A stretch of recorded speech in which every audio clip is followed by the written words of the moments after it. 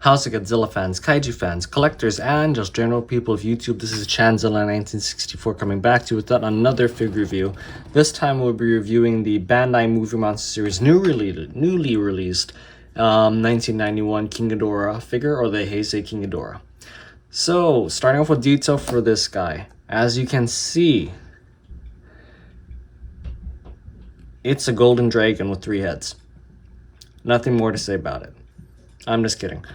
So the detail on this guy is, with a lot of Bandai's more recent figures, amazing. Like very nice. I mean, especially for the face detail over here. You have a lot of the crevices and the grooves and the scaling markings, especially the spikes on Ghidorah's head, which I think is his shining feature for this figure. And the camera is not going to do it justice, because I mean, just look at the face. You even got the beard over here going on, and the teeth look very nice. Even if the light will pick it up, the forked tongue in his mouth, which is very good, and the horns are actually facing the right way, or they kind of look decently correct on this figure, which for me was one thing that bugged me in the old figure, but for this figure they really fixed it and it looks very nice. Moving down Ghidorah's body, you have this very nice scale detail, and it's not where it's just kind of sculpted into the body. It actually looks like the scales are kind of layered over each other, which it looks very nice and very good. The neck detail over here for Ghidorah looks amazing. The scales just continue from the top of his neck over here, and then go down his body up until his legs, and the scales even go up his wings over here, which look very nice. Down the tail, then the tip of the tail, the spikes look very good. Yeah. The back, you got the same scale detail over here going on for Ghidorah, and then you got the row of spikes going down, which look very good, very smooth, but gets the job done. The one other shining feature besides Ghidorah's face are going to be his wings, because you have very nicely detailed wings with the whole bat membrane thing going on over here, looking very good. And you got all these nice folds for the wings as well, which makes it look very dynamic. I love what they did with Ghidorah's wings. I mean, just, yeah, they look really great, and they look like it's actually part from the suit. The last time we saw wings like this, that's why that I can remember, is the Grand King Ghidorah figure that came out with the Rebirth of Mothra trilogy for Bandai, like way back when. So to see that kind of detail come up again for this figure, I'm very happy for, I'm very happy about, and I'm very excited to see what Bandai has in store for if they ever make a Showa King Ghidorah figure, or even a Mecha King Ghidorah figure. Moving on to paint for this guy. Ghidorah's just a golden dragon. Nothing more needs to be said. Doesn't need any more paint either. I will say the gold paint that they used for this guy, though, is really good. It's really amazing. I would change nothing paint-wise on this figure or detail-wise, because with the paint that we do have, it's all here in the faces and the heads. So if my camera will just focus over here,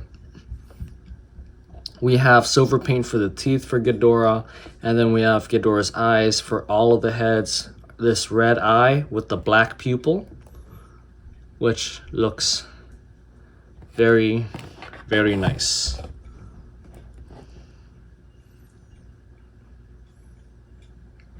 So yeah, and the rest of the body is just going to be gold. The tips of the wings, the feet, the toes, just going to be gold. And that's fine, because that's all Ghidorah is, really, is just the golden dragon, especially with this reincarnation, or this this version of him. He's pretty much just all gold. So yeah, paint, detail, Bandai knocked out of the park with this figure. Articulation, moving articulation for this guy, I would say Bandai also did a very good job, because you got a total of 4 points of articulation. 4. You got his legs, which move, and then you have his wings, which move. And for Ghidorah, you really don't need any more. The only thing that is missing would be the articulation for the tail, if the tails could move, but I'm totally fine with them not moving. In fact, I prefer they don't move. And yeah, that's pretty much it for articulation. I'm not going to grumble about the heads not moving because Bandai's had a streak of not having Ghidorah heads move for a while. So totally fine with this. Moving on to size comparison for King Ghidorah, I'm going to bring out the kaiju that he fought, which is the Heisei Godzilla over here. And I know during the Mechagodzilla 2 or the Heisei Mechagodzilla figure review, I made a big fuss and a big humbug about how I do not want Ghidorah to be too small, and I'd say Bandai did a good job with his size. Price wise, it's kind of pricey for how short he is, but I get that we're paying for the whole big wings thing because he's a huge figure. Yeah, he's really wide, especially compared to Godzilla over here because of the wings. But I mean, the height, I was expecting him to be like 6-7 inches when I saw the price, but when I found out he was kind of 6, I'm like, kind of skeptical. But I also really want the Heisei Ghidorah figure. But I would say I'm pretty happy with the size. I'm not disappointed whatsoever. Could it be taller? Always. It's a Bandai King Ghidorah figure. But am I going to complain about it? No, because it still looks really good. And yeah, it's just about as tall as Godzilla, so I'm happy. So long as it's not shorter than Godzilla, I'm perfectly happy with this, with any King Ghidorah figure from Bandai, so long as they're not shorter than him. So yeah, size comparison, really good too. Do I recommend you guys get this figure though?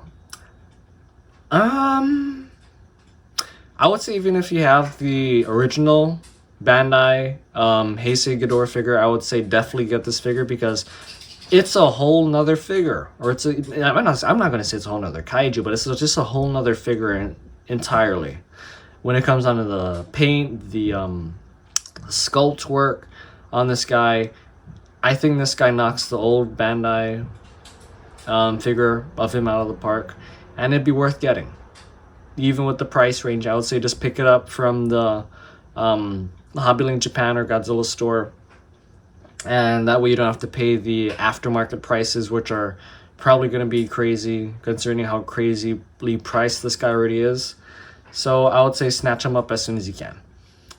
Anyways, this is going to be it for the review today, guys. If you guys liked the video, be sure to hit the thumbs up button down below. If you guys like what you see on the channel, be sure to hit the subscribe button. And if you guys, if I missed anything, or if you guys want to, mention anything or bring up anything, then be sure to leave a comment in the comment section down below. And then, yeah, just be on the lookout for any new reviews that are going to be coming out, because we're waiting on, I'm waiting on the Bandai Movie Monster Series Ebirah, Baragon, and Legion Soldier figures to be coming out, or at least coming into my private warehouse from Hobbyland Japan, because like I mentioned in the previous video, they're currently back ordered, so it's just a matter of a waiting game. But I am really glad that I managed to get this guy, and as you saw in the last video, this guy in. So yeah, I'm very happy with these guys, and now it's just a matter of waiting. So this has been Chanzilla 1964 saying until next time, guys. Peace.